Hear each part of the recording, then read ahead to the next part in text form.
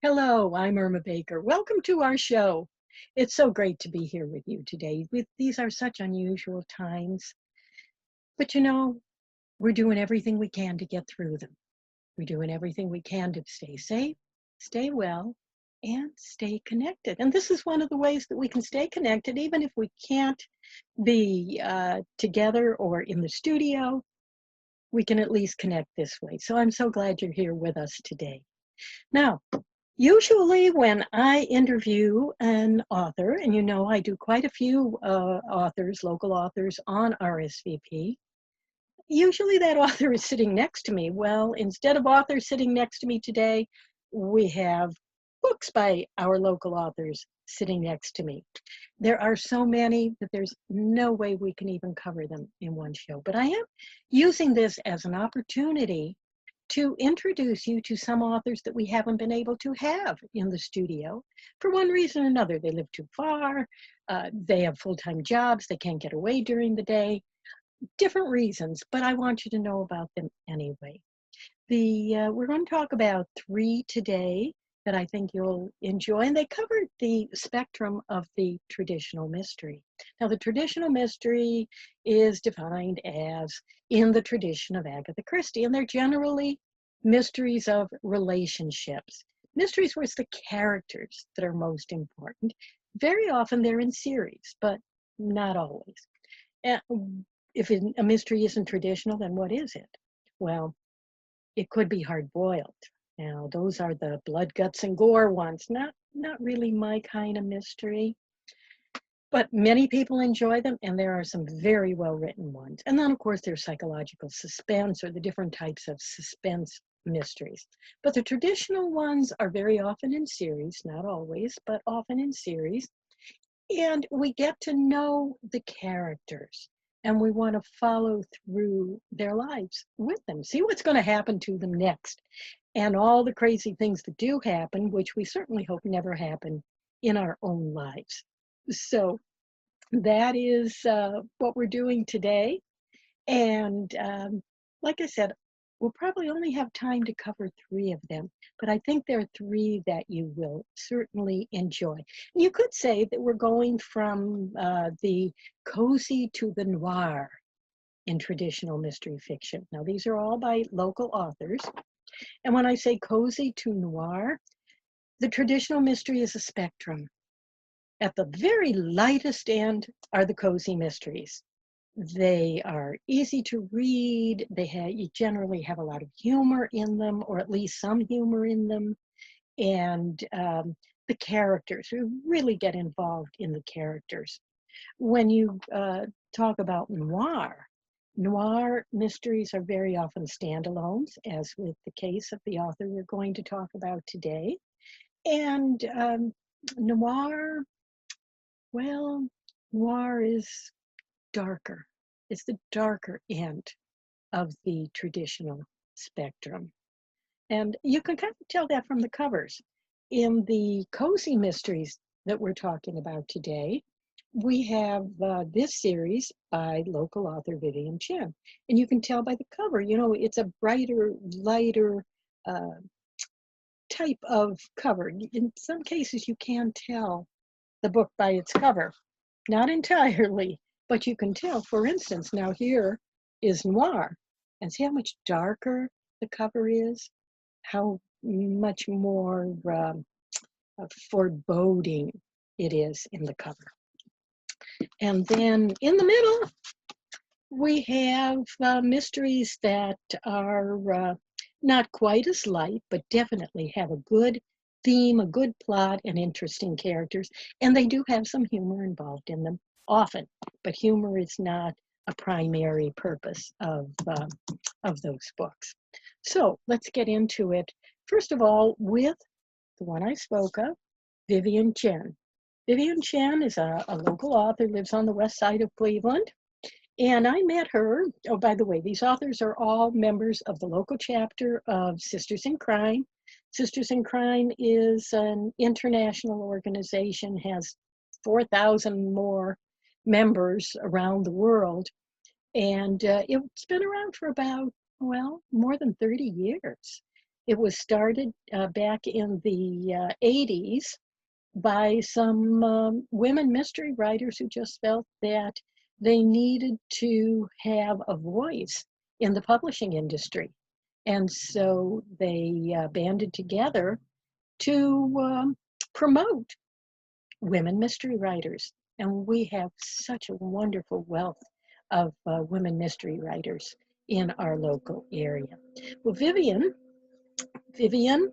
she does have a full-time job, which is why I've never been able to have her on the show in person. Who knows, maybe down the road we'll be able to do that. But I met her about 5 or 6 years ago when she came to a meeting of our local Sisters in Crime chapter. And at that time, remember, this is only like 5 or 6 years ago, she was an aspiring writer. She was trying to get published. She was working, she was writing her manuscript, she was working to be published. And she looked to the group as support for her, for support and encouragement, and to help her understand the industry and how you go about getting published. Well, today she has 5 books published. The most recent one just came out in May, and another one is coming out later this year, and the 7th one is coming out in, I believe, in January. And where do they take place? In a noodle shop in Fairview Park. Now, why a noodle shop in Fairview Park? Well, Vivian is from a family with an Italian father and a Chinese mother. And Vivian is writing a Chinese-based, Chinese restaurant-based mystery series, the Holy Noodle Shop Mysteries. And they are a lot of fun. Lana Lee is the main character. And Lana, oh dear, Lana really does not want to be working in the family business. No, not so. But hey, she doesn't have another job. She's looking for her dream job, hasn't happened yet. And so she is waitressing in her family's business. Now, as the series continues, eventually she becomes the manager. Her mother, who really runs the place, so as we first meet all the characters of this series, her mother is ready to turn over the reins and have a little free time of her own. And it seems like every time that Lana gets an opportunity to go for a job interview for her dream job, something interferes and she ends up back in the restaurant and eventually becoming the manager of the restaurant. Now, this would qualify as a cozy mystery. And I asked Vivian one time, I said, why don't you have recipes in the back of your books? Well, many of the culinary mysteries do have recipes in them. It's a big thing right now. And she said, well, she doesn't know how to cook Chinese food. Never learned how to cook Chinese food, but she had worked as a waitress. Therefore, writing what you know. You know, remember your teachers in grade school and high school said, write what you know. And you said, but I don't know anything. How can I write what I don't know? So in Vivian's case, now there she was, grown up, all adult. By the way, she did start writing when she was in grade school. And by the time she was in high school, she was starting to write a novel. But like a lot of teenagers, she was more interested in the paranormal and vampires and all of that, and wasn't getting anywhere with that. But with the Noodle Shop Mysteries, the base, not the crimes in them, not the plots in them, but the settings and the characters. They're based on her personal experience, and that counts for a lot. It gives you the verisimilitude when you read it, that when you read a mystery, especially a mystery series, you know that the authors, the main characters, couldn't possibly have gotten involved in so many crimes. Certainly, I hope you haven't, and I haven't had those kinds of experiences. But we read it for the relationships. And we're willing to have that suspension of disbelief because we want to know what happens next with the characters. And in her case, Lana is involved with the restaurant with her friends. She shares an apartment with a roommate, and she has a dog, and there are just all kinds of things that are very normal human experiences, except for the crimes. Now, where do these take place? Well, there is in Cleveland an area called Asia Plaza. And Vivian did not want to implicate it at all in any of the mysteries she was writing, because of course she's writing about crimes, and some of them happen in the area of the Holy Noodle Shop. So what did Vivian do? She set it on the west side instead of the east side, where Asia Plaza is. She created the fictional Asia Village in Fairview Park. And that is the setting. And it is Lana, her friends, her relatives, the noodle shop itself, Asia Plaza, all these places that bring us the plots for the books. And as I said, she has 6 completed, almost in your hands. And by the way, I don't know if I mentioned earlier or not, all the authors that I'm talking about, particularly in this time when we really can't go out too well, are available from the libraries, either now that curbside pickup is available, or electronic books. If you don't know how to use an electronic book, certainly call the library. The librarians they'll walk you through it, so you can download it to your computer or your phone or your tablet, whatever electronic device you use. They'll help you do that. So these books are available to you. May not be everyone we talk about, but certainly each author is represented in the libraries, and you can find their books and download them in one format or another. Or, as I said, now with curbside pickup and the libraries reopening, they're available that way too. Okay, so Vivian Chin, very light, very humorous mysteries about a young woman who is a waitress and later a manager in a Chinese restaurant. Now for the darker side, the noir side, we go to D.M. Pulley. Now, D.M. Pulley, I remember meeting her at a meeting of the local Sisters in Crime chapter, and she was all excited. She was so thrilled. She had the great news that in the Amazon Emerging Authors, Emerging Writers contest, she was one of the finalists. Now, that contest got 10,000 entries, and she was a finalist. Not only was she a finalist, she won the contest. Today, her books are translated into about at least 8 different languages, and they are international bestsellers. The first book in the series, the one that won that award, and is the one that has been multi-published, is called The Dead Key. Now, Dory is an engineer, you know. She said that when she started writing, which was when she was a stay-at-home mom with her 2 little kids, she thought, oh my gosh, I'm an engineer. Engineers don't usually write all that well, at least not fiction. But she plunged into it and moved along. And as I said, she won out of 10,000 entries. The Dead Key, like Vivian Chen, based her series on a setting that she knows. That's what D.M. Pulley does too. In her case, we're looking at a forensic engineer, someone who goes in investigating buildings for structural flaws, structural defects that could have a bearing on the safety of the building.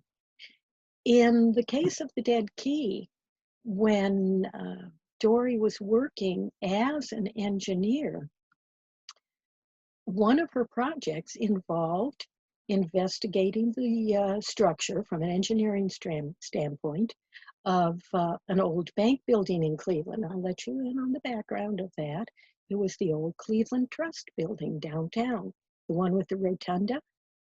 That building, she was involved in the structural engineering investigation before it was converted into what it is today, being a multi-retail venue now, really the destination location now. But at this time, when she was working professionally as an engineer, she was on the team that was investigating the structure of that old bank building. And so much struck her about it, you know, the vaults and just the building being closed, what was left in it, what was lying there in that building. And that was the basis, that was the catalyst for the dead key. The dead key is a key to the vaults. And what is in there. And now that the building is being opened and possibly, if it's structurally sound, going to be converted for commercial space, well, there are people who may want to take advantage of what is in that old building. And that's what we have here. And it tends to be on the darker side. You're not going to get a lot of humor in this, but you are going to have a very enthralling and engaging mystery set right here in our Northeast Ohio area. Now, the third author that I want to talk about today, that is Annie Hogsett. And Annie is the author of the Somebody's Bound to Die mystery series. And Annie's books also started from personal experience. Oh, I do want to go back to Dory for just a minute. I want to talk about her second book as well. She has 4 books published. The 5th one is out making the rounds with publishers, and she's working on the 6th book. But the second book in the series is called The Buried Book. That one takes place in 1952 and 1953 in Detroit and the farming country just north of Detroit. And the impetus for that was the stories that Dory heard growing up from her uncles who were farming in that land north of Detroit. Now the crimes, no, we're not talking about the crimes. We're talking about the setting, the human experiences, the reminiscences, the joys and the tragedies of farming at that time in that place. And it is the story of a 9-year-old boy whose mother disappears, and his father leaves him with his uncle and aunt on a farm north of Detroit. And that little boy tries to find his mother. Now, I really thought, how in the world can a 9-year-old boy be going out trying to find his missing mother and getting involved in all these really some very tragic incidents? Well, it's believable. I was really amazed. I didn't think it could work, but boy, did it. It is a very good book, and it is called The Buried Book. Now, to Annie Hogsett. Annie is in the middle of the traditional spectrum. Her books have some lightness in them, but they're not as light as Vivian Chen's, but they're certainly not as dark as D.M. Pulley's. So with Annie's, the first book here is Too Lucky to Live. And it has to do with a woman who is driving her car in downtown Cleveland, She's stopped at a stoplight. She's behind, a big van or uh, an SUV or a Hummer. And the woman driving this big vehicle in front of her lays on the horn. Now, that actually happened to Annie. She was in traffic. She was behind a woman in a Hummer who laid on the horn. And who was she trying to urge to cross the street faster? A blind man. And Annie was so really enraged, like, how could someone be honking their horn to make a blind man cross the street faster? He had his cane, it wasn't like the driver couldn't tell it. Well, in the story now, Annie used that to start her story. That was the catalyst for this series. She used it to start the series, and that took off right there. In her case, she has Allie Harper, who's driving behind a woman in a Hummer who honks at a blind man crossing the street. The light changes. The man is startled. He drops his grocery bag. He'd been out grocery shopping. He drops his grocery bag. He backs up away, out of the way. The woman in the Hummer takes off, but Annie pulls over, stops, gets out to help the man. And not Annie, Allie. Allie, because the incident, even though it happened, it did not have the outcome that the man in Annie's case didn't get startled and didn't drop his grocery bag or anything like that. That was the way the author took the experience and turned it into a story. So in her story, Allie Harper pulls over, gets out, helps the man pick up his groceries, and then gives him a ride home. And that's the start of their adventure. Now, along with the canned tomatoes in that man's grocery bag, there was also a lottery ticket. And that lottery ticket he bought because he goes to the local community center and he's made friends with a little boy there, and he wants the little boy to grow up with some realistic ideas about life and working for what you get, earning, working for what you want, and it just doesn't come to you through a lottery. Because little boy thinks, oh, lottery, and everybody can get rich. All you have to do is buy a lottery ticket. It doesn't work that way. Well, what Tom Bennington, that's the blind man, what Tom Bennington does is he buys a lottery ticket. And he says, see, bought this lottery ticket, but we're not going to win. We'll listen to those numbers and find out, not everybody wins. He won $550 million. And the little boy is so excited that Tom won on this lottery ticket that he starts telling everybody. And that word reaches the criminals in the area, our Northeast Ohio area. And that's what sets them off on their adventures. Because all those criminals want to try to get their hands on that lottery ticket before it's turned in. Well, that's what happens in book one. It's that chase, that adventure, and all the fear and anxiety and criminal activity that goes around trying to get that lottery ticket away from Tom Bennington. And of course, Allie is right there trying to beat off the foes and keep the lottery ticket safe.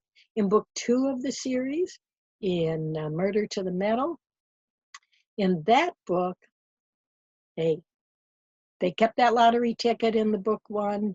They managed to get it safely turned in. The money's been invested. So what do we have in book 2? all the cyber criminals now are trying to get their electronic hands on all that money that's sitting there from winning the lottery. So it's kind of like if you ever thought you wanted to win one of those mega bucks lotteries, maybe you want to read this series and see if you really want to put yourself in that situation. Maybe it's better to wish than to have all those people after you trying to get their hands on your winnings. Well, as you can see here, we have plenty of other local mystery authors. Can't cover them all today. Some of them you have met in the studio when I've had a chance to interview them. Others you have not, but I hope that over time we will be able to introduce you to more of them, bring you up to date perhaps on the ones that you've met through our shows before. But in the meantime, do stay safe, stay well, take advantage of the resources we have to explore our local authors and the wonderful books that they're writing. So stay safe, stay well, stay connected, have a wonderful day, and we hope to see you again soon. For RSVP, I'm Irma Baker.